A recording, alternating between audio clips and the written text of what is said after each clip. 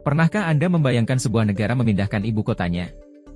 Dalam sejarah, ada beberapa negara yang memutuskan untuk memindahkan pusat pemerintahan mereka ke lokasi baru. Langkah ini dilakukan karena berbagai alasan, mulai dari strategi pertahanan hingga upaya pemerataan pembangunan. Mari kita bahas 7 negara yang pernah memindahkan ibu kotanya, termasuk Indonesia yang sedang mempersiapkan Ibu Kota Nusantara, atau IKN. Brasil, negara terbesar di Amerika Selatan, memindahkan ibu kotanya dari Rio de Janeiro ke Brasilia pada tahun 1960. Alasan utamanya adalah untuk mendistribusikan populasi dan pengaruh ekonomi lebih merata ke pedalaman negara. Kota Brasilia dirancang secara khusus oleh arsitek Oscar Niemeyer dan segera menjadi simbol modernitas Brasil. Pada tahun 1997, Kazakhstan memindahkan ibu kotanya dari Almaty ke Astana, yang kini dikenal sebagai Nur Sultan. Pemindahan ini dilakukan untuk memperkuat kendali pemerintah di wilayah utara Kazakhstan yang lebih dekat dengan Rusia, serta untuk mengurangi risiko gempa yang tinggi di Almaty.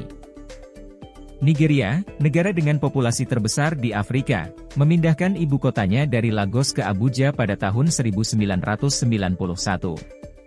Lagos yang sangat padat tidak lagi dapat mengakomodasi pusat pemerintahan, sementara Abuja dipilih karena letaknya yang lebih sentral dan relatif tenang.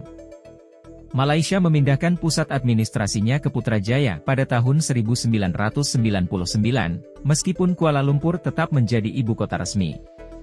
Putrajaya dipilih karena desainnya yang modern dan lebih mampu menampung pertumbuhan populasi serta kebutuhan administrasi negara. Mesir saat ini sedang membangun ibu kota baru yang disebut Ibu Kota Administratif Baru, yang berjarak sekitar 45 km dari Kairo. Proyek ini dirancang untuk mengurangi kepadatan Kairo dan menyediakan infrastruktur modern bagi pemerintah. Dan akhirnya, Indonesia yang juga tengah mempersiapkan pemindahan ibu kotanya dari Jakarta ke Ibu Kota Nusantara di Kalimantan Timur.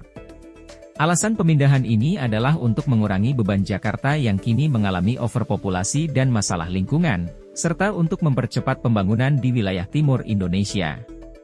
Proyek ini dijadwalkan selesai secara bertahap, dengan target awal operasional pada tahun 2024.